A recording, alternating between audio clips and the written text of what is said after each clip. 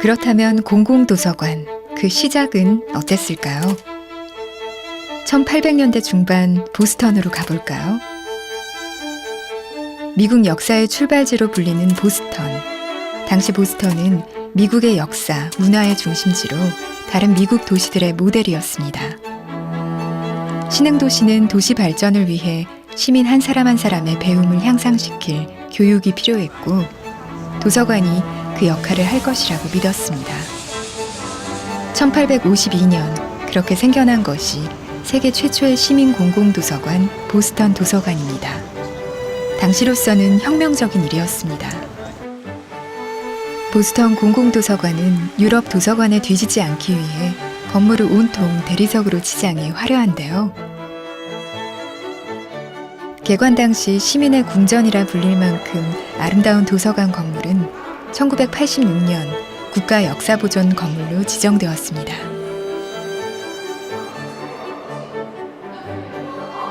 보스턴 공공도서관은 도시의 랜드마크이자 관광 명소로도 인기입니다.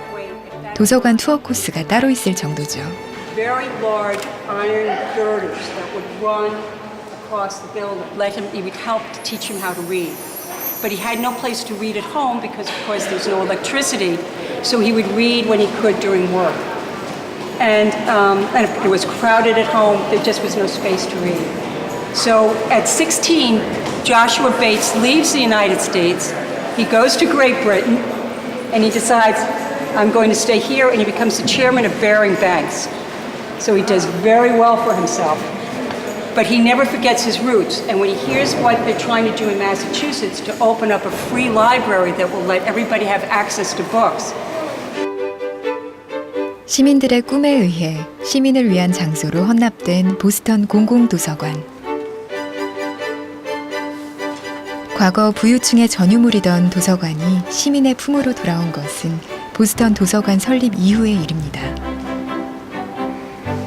지금도 이곳은 시민들의 꿈을 부화시키는 꿈의 장소입니다. 시민을 위한 최초의 공공도서관. 이 도시는 그 역사를 기억하고 있습니다. 모두에게 무료로. 그 시작은 보스턴입니다. We were founded in 1848. We were the first publicly, municipally supported library in the country. We have a lot of firsts here. We had the first children's library, the first branch library, and we're the first to lend books to the public. So we've got a long history here in Boston, and we're proud of it very much. 미국 최고의 교육 도시이자 대학의 도시로 불리는 보스턴. 그 명성에 걸맞게 하버드, MIT, 보스턴 등 미국 최고의 명문 대학이 보스턴에 밀집해 있는데요. 그 이유는 뭘까요? 그것은 바로 주변에 많은 도서관이 있었기 때문에 가능한 일입니다. 그 증거 중 하나는 바로 하버드 대학. 하버드대에는 와이드너 도서관을 비롯해 대학 내 도서관 수만 90여 개에 이릅니다. Since the founding of the school in 1817, there was a library. We are the largest academic law library. We have 2 million volumes, a little over 2 million volumes. In addition to that, we also have thousands of electronic resources that we license or purchase.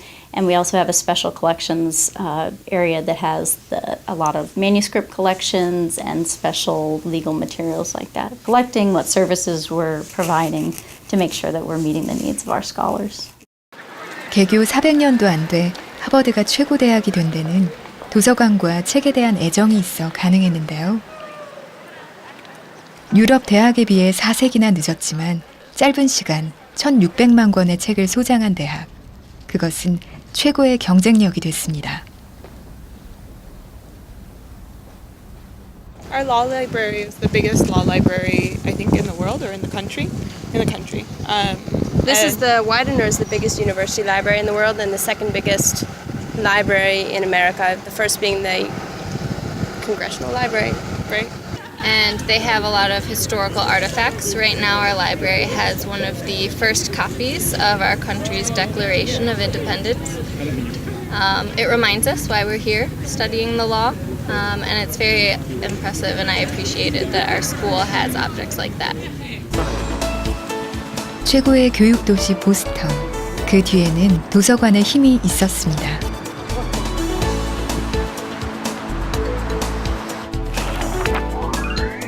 우리나라엔 공공도서관이 얼마나 있을까요? 우리나라는 786개로 도서관 한 관이 담당하는 인구수도 6만 명이 넘는 걸로 조사돼 공공도서관의 확대가 필요한 것으로 나타났습니다. 앞으로 정치, 경제, 문화의 구심점은 도서관이 될 거예요. 지역의 세대를 가로질러, 계층을 가로질러 또는 학벌을 가로질러서 모일 수 있는 공간. 그러면 사실 도서관밖에 없습니다. 수많은 책 중에 나와 인연을 함께할 책은 무엇일까요?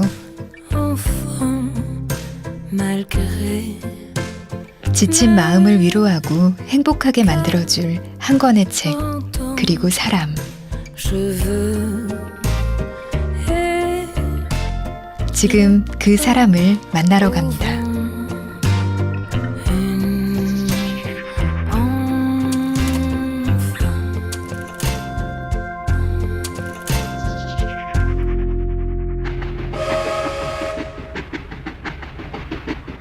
독서는 흔히 앉아서 하는 여행이라고 하죠.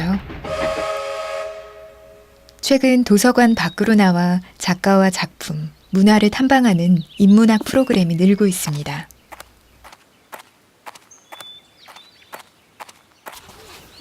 오늘의 주인공은 소설가 김유정입니다.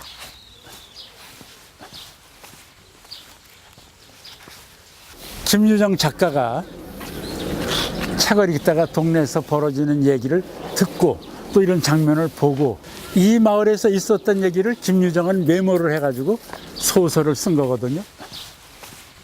한 10년 전 다시 타임머신을 타고 돌아가셔서 그때 눈으로 여기 이제 언덕을 올라가시는 겁니다. 여기서는 타임머신을 타고 1930년대로 돌아가 소설 속 주인공들을 만나게 됩니다. 글쎄 이 자식아, 내가 크지 말라고 그랬나? 왜 날 보고 떼냐? 빅모님은 참새 말한 것이 어떻게 엘라츄?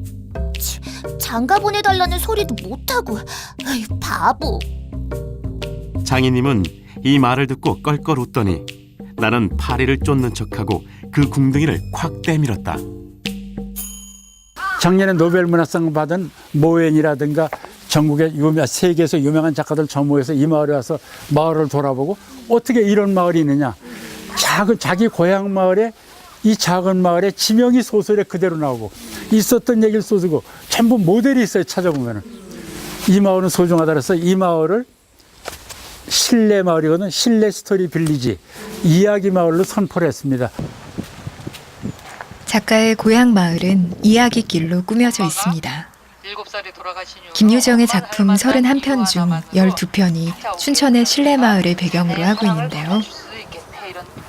소설을 사랑하고 작가를 추억하며 사람들은 길 위에서 작품을 만납니다.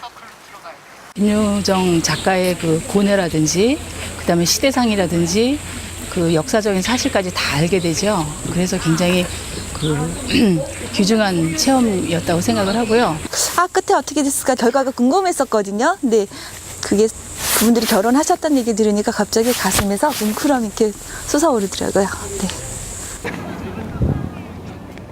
서울로 향하는 관문이자 대표적인 항구도시 인천. 하지만 우리의 기억 너머 역사 속 인천은 어떤 모습일까요?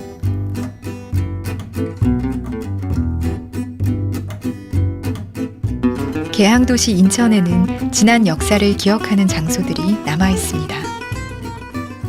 1883년 제물포가 개항하면서 시작된 우리의 근대사. 그 굴곡진 세월과 역사는 근대문학의 소재로 남았습니다.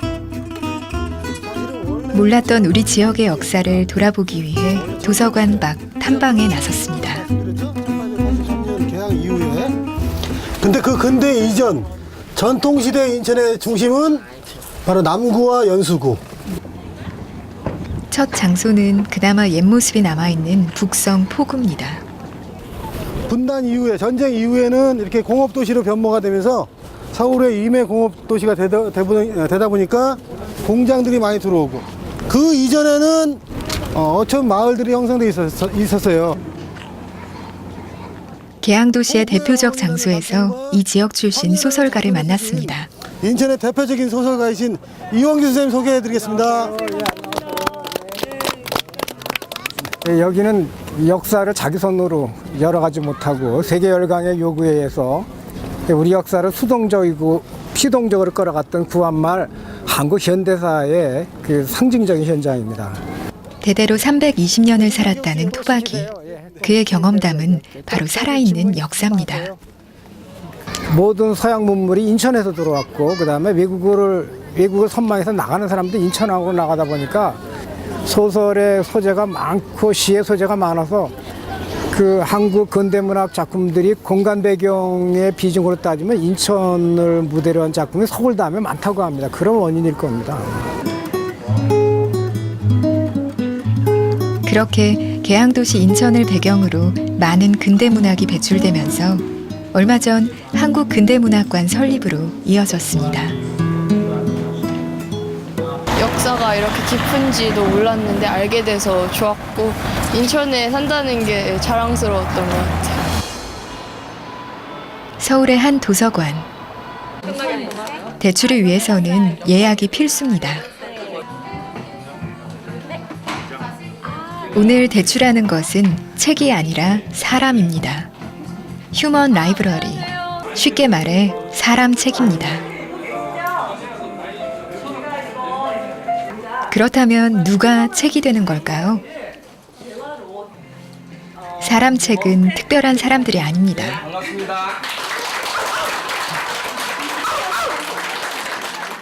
이웃집 아저씨부터 8살 어린이까지 이야기거리가 있는 사람은 누구나 사람 책이 될 수 있습니다. 이거 국가지 신문 봤었죠? 지금 저절 봐봐요. 아무도 안 봐요. 오늘 대출할 사람 책도 정말 다양하죠.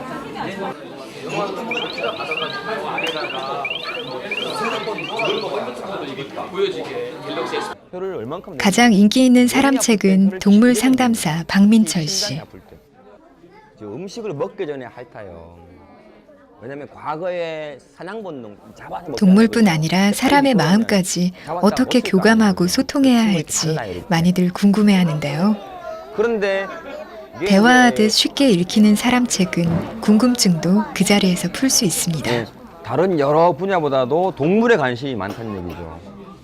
그들이 와서 물진 않거든요, 절대. 예, 안 물어요. 책을 읽는다는 것 자체가 가지는 문턱이 사실 있어요. 누구나 책을 쉽게 읽는 건 아니기 때문에. 근데 사람과 이야기하는 거는 그 문턱을 또 하나 없애는 거라고 생각하거든요. 여전히 도서관 그러면은 그렇게 딱딱한 곳, 공부하러 가야만 하는 곳, 지루한 곳, 이런 식의 인식들이 있어요. 그래서 도서관에서도 이런 다양한 프로그램 그리고 다양한 서비스들을 좀 개발을 해서 도서관이 좀 이런 곳이다 라고 해서 가지고 있는 선입견, 그런 문턱들을 좀 없애려고 노력을 하고 있고요. 도서관은 그 지식을 저장해 놓고 필요한 사람들한테 그 지식을 제공하는 이런 공간으로 지금까지 있었잖아요. 거기서 독서를 하거나 공부를 하거나. 그런데 그 개념이 완전히 달라져야 돼요. 도서관이 이제는 활동의 공간이 돼야 되고 공유의 공간이 돼야 돼요. 거기서 사람들이 찾아가서 일방적으로 제공하는 지식을 얻는 것이 아니라 그 지식과 대화하고 그 하나의 지식을 놓고 다른 사람들과 토론하고 거기서 어떤 자극을 받고 하는 모습으로 도서관이 바뀌어야 된다고 생각합니다.